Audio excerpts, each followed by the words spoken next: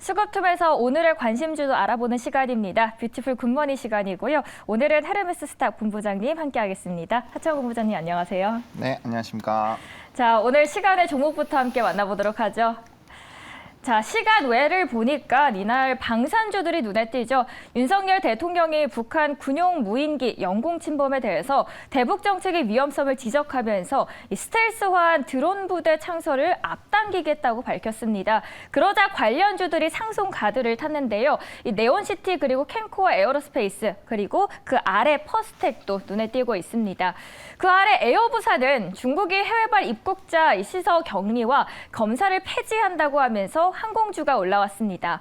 에어부산은 연말을 맞이해서 여행객 수가 늘어나자 그 노선을 일시적으로 증편하기로 했습니다.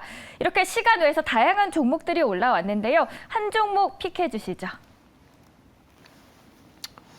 네, 배세를 선택을 했는데요. 앞서 말씀해주신 것처럼 이제 UAM 관련된 이슈가 있었다 보니까 시간에서 대거 관련된 종목군들이 상한가를 기록하고 높은 상승률을 좀 기록하지 않았나라는 생각입니다. 그래서 보통 시간에서 상승력이 좀 나온 섹터는 초기에 조금 차익들이 많이 나올 수 있지만 일단은 연달아 무인기가 좀 들어오는 부분들이 있다 보니까 해당 부분에 대한 이슈는 조금은 더 좀 관심 있게 보셔도 괜찮지 않을까라고 보고 있고요.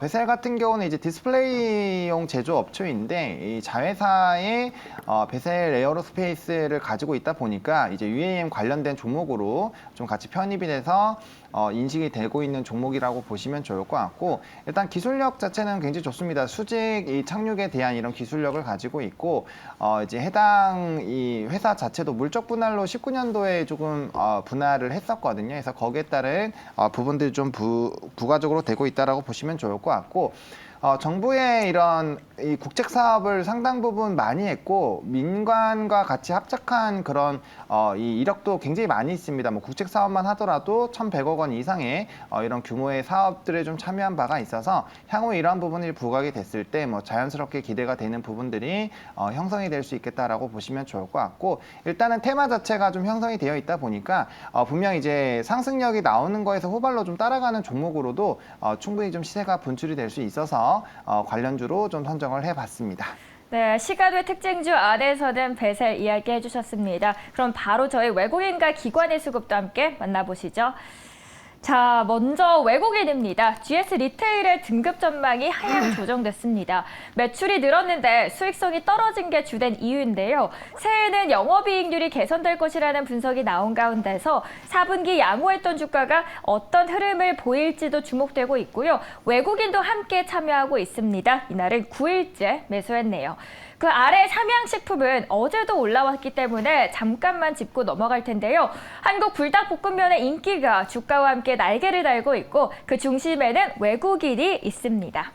그 아래 덴티움이 있습니다. 또 오스템 임플란트가 1위라면 바로 그 뒤를 재빠르게 쫓아가고 있는 덴티움. 가격적인 메리트가 비교적 좋고요. 대표적으로 매출이 확대하면서 또 비용이 감소하는 기업입니다. 임플란트 시장에서 지각 변동이 있을지 지켜보도록 하겠습니다. 이날 외국인은 5일째 매수합니다. 그리고 하나솔루션, 태양광 발전 모듈의 원재료죠. 이 폴리실리콘 가격이 이달 들어 급락하고 있습니다. 폴리실리콘 가격 안정은 셀, 모듈 업체들에게 호재인데요. 원가 부담을 줄여서 수익성을 높일 수 있기 때문입니다. 외국인의 관심 종목들 쭉 봤는데 어떤 기업이 눈에 들어오실까요?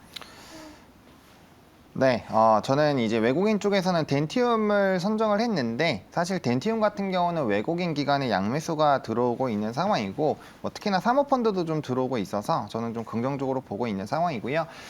국내에서는 2위고 중국에서도 2위 기업입니다. 그래서 시장 점유율 자체가 좀 높다 보니까 거기에 따른 앞으로 임플란트 산업의 성장 흐름에 단연 좀 같이 수혜를 받을 수 있지 않을까라는 관점이고 해당 종목 같은 경우는 수출에 대한 비중이 상당 부분 높습니다. 거의 79.8% 정도로 수출 비중이 굉장히 높은데 일단 중국 쪽에 대한 비중이 단연 좀 높은 회사입니다. 근데 이제 중국 시장 같은 경우가 우리나라 기업들에게 굉장히 좀 중요한 시장인데 오스템 임플란트와 덴티움이 중국 시장의 약 60% 정도를 좀 점유를 하고 있는 상황이거든요.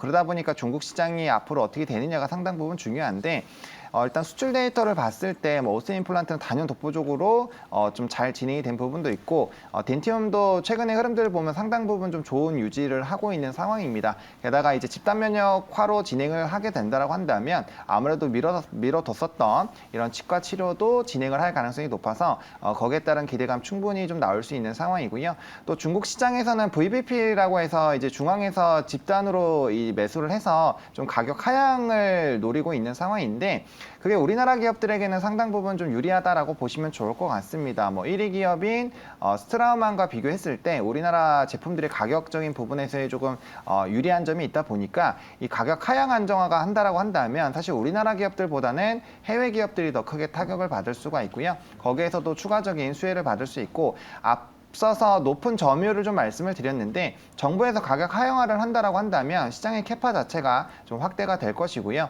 거기에 따른 이제 점유율에 따른 수혜를 충분히 받을 수 있는 상황입니다. 게다가 이제 덴티움 같은 경우는 해외 사업에 보다 더 좀 힘을 강력하게 키우기 위해서 300억 원 이상의 좀 출자를 진행을 하는데 베트남이나 태국 같은 지역에 좀 신흥국 쪽에 성장률이 높은 쪽에서의 이런 출자가 있어서 향후 이제 해외 매출이 더 늘어난다라고 한다면 충분히 이제 시장 외형 확대에 따른 수혜를 좀 톡톡히 누려볼 수 있지 않을까라고 보고 있고요. 워낙 임플란트 산업은 고령 사회가 유지가 되면서 앞으로 커지면 커졌지 사실 줄어들긴 좀 어려운 산업이어서 충분히 좀 기대를 해보셔도 괜찮지 않을까라는 관점이고요. 최근에 좀 우상향 흐름을 보여주고 있는데 93,000원에서 97,000원 사이에서는 좀 분할 매수 가능하다라고 보고 있고요. 목표가는 전고점 돌파한 11만 원 1차적으로 좀 보시면 좋을 것 같고 손절 라인은 82,000원 제시드리도록 하겠습니다. 외국인 순매수 안에선 덴티움을 말씀을 해주셨습니다. 아무래도 VBP가 지금은 수혜지만 사실상 이 자국의 임플란트 업체 육성이라는 의도가 녹아 있어서 중장기적으로 바라봤을 때는 위험 요소가 있지 않을까 생각이 드는데 대표님께서는 어떻게 보시나요? 사실 뭐 그렇게 보실 수도 있지만 일단 제품력이 따라오기에는 아직까지는 우리나라 기업의 기술력이 좀 독보적이지 않나라고 보고 있고요. 브랜드력이라는 게 있지 않겠습니까? 그래서 이미 우리나라 기업들이 과점 이상의 이런 점유율을 확보하고 있어서 사실 그러한 지위를 한 번에 좀 단연 뒤집기는 좀 어렵지 않을까라는 관점으로 시장을 바라보고 있는 상황입니다. 자, 이번에 덴티움 알아봤고요. 이어서 기관도 함께 보실까요? 먼저 CJ E&M이 있네요. 13일 연속해서 매수 중인데요. CJ E&M의 오리지널 콘텐츠 IP 비즈니스가 보폭을 넓히고 있죠. 영화나 드라마 관련된 굿즈로 대표되는 IP 커머스가 점차 콘텐츠 영역의 한계를 허물고 아이템도 다양화하고 있습니다. 13거래일째 매수하고 있습니다. 그리고 A스토리, CJ E&M 모두 콘텐츠 주죠. 정부에서는 오는 2027년까지 방송 영상 산업 매출액을 30조 수준으로 끌어올리겠다는 구상을 펼치고 있는데 K 콘텐츠 육성에 본격 나서면서 콘텐츠주들의 훈풍 또한 기대가 됩니다. 그리고 그 아래에는 중국의 리오프닝과 함께 수혜를 받을 수 있는 기업인데요. 엔터 안에서 하이브 그리고 호텔 리조트가 있습니다. 호텔에서는 호텔 신라가 8일째 매수세를 받고 있는 모습이고요. 기관의 수급이 들어온 종목 중에서는 눈여겨볼 만한 기업 말씀해 주시죠. 네, 저 하이브를 좀 선택을 했습니다. 사실 엔터 섹터를 정말 많이 말씀을 드리고 있는데 아무래도 엔터 섹터가 연말 연초에 좀 즐거운 분위기를 계속 형성을 할 수 있고 그다음에 증권가에서 좋은 리포트들이 계속 나오고 있는 상황입니다. 일단은 뭐 실적단에서의 유의미한 상승이 나타날 것이다라는 리포트가 많이 나오고 있는 상황이고 또 내년에 단연 화두는 경기 침체이다 보니까 좀 구조적으로 매출이 계속적으로 나올 수 있는 산업이 어떤 것인가 좀 고민을 해보시면 그 안에 좀 엔터가 포함이 되거든요. 그러다 보니까 거기에 따른 조금 기대감도 있지 않을까라고 보고 있는 상황입니다. 일단 하이브 같은 경우는 뉴진스의 좀 성장이 좀 돋보이는 부분들이 저는 좀 눈여겨보고 있고요.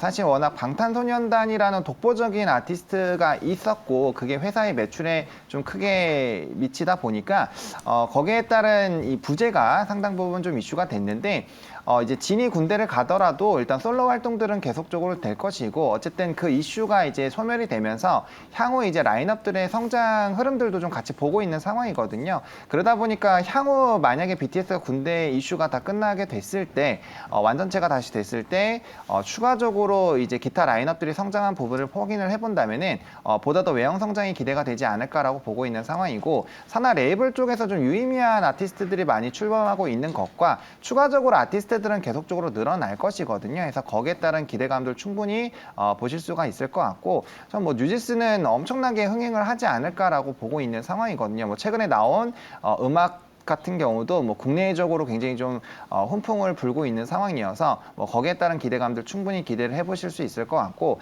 엔터 산업 같은 경우는 팬덤으로 좀 진행이 되다 보니까 가형 소비가 줄어들더라도 사실 매출적인 부분이 크게 줄어들기는 좀 어렵지 않을까라는 부분이고요.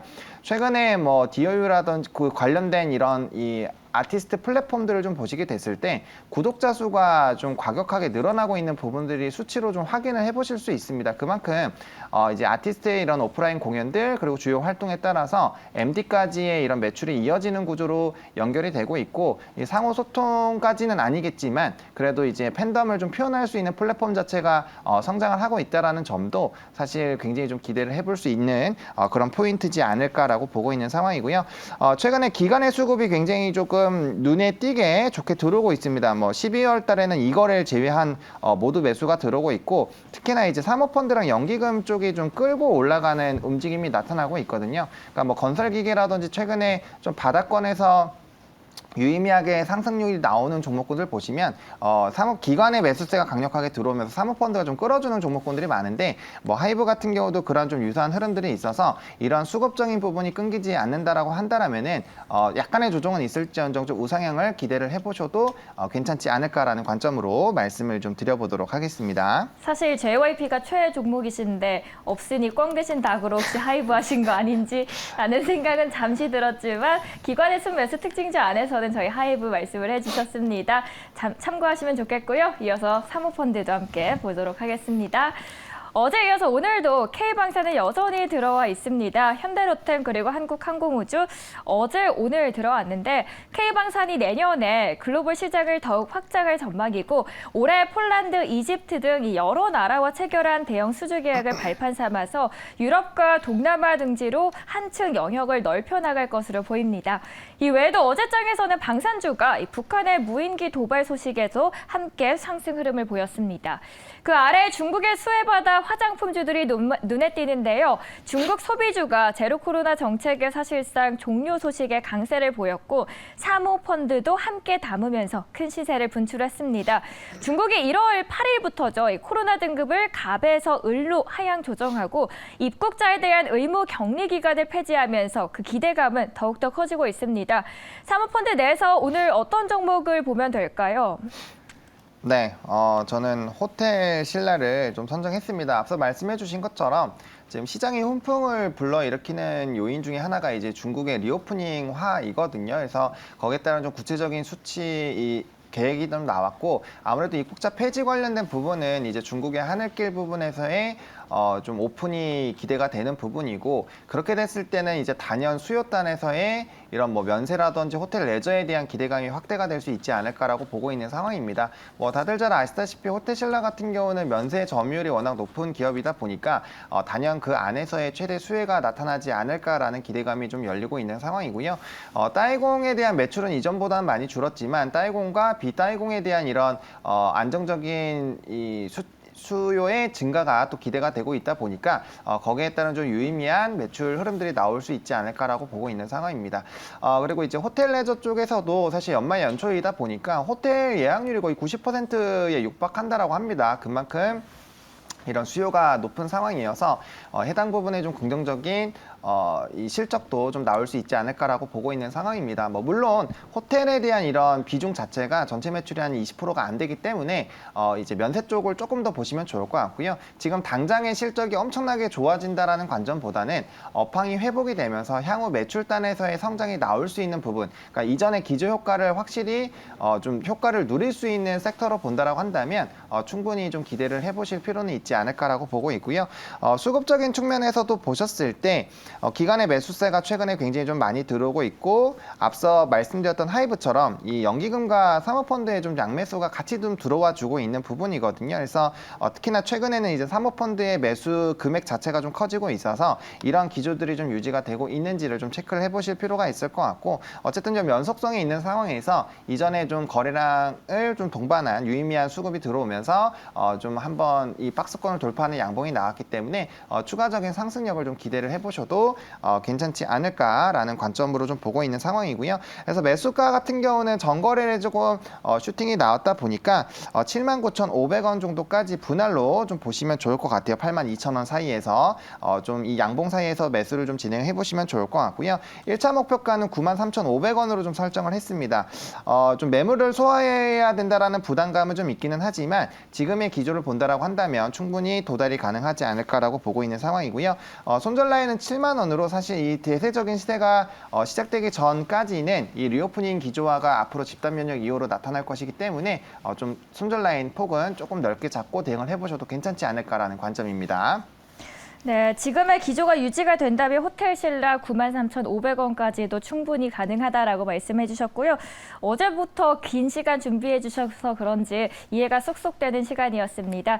지금까지 헤르메스 스타 카창원 본부장님 함께 이야기했습니다. 감사합니다. 네, 고맙습니다.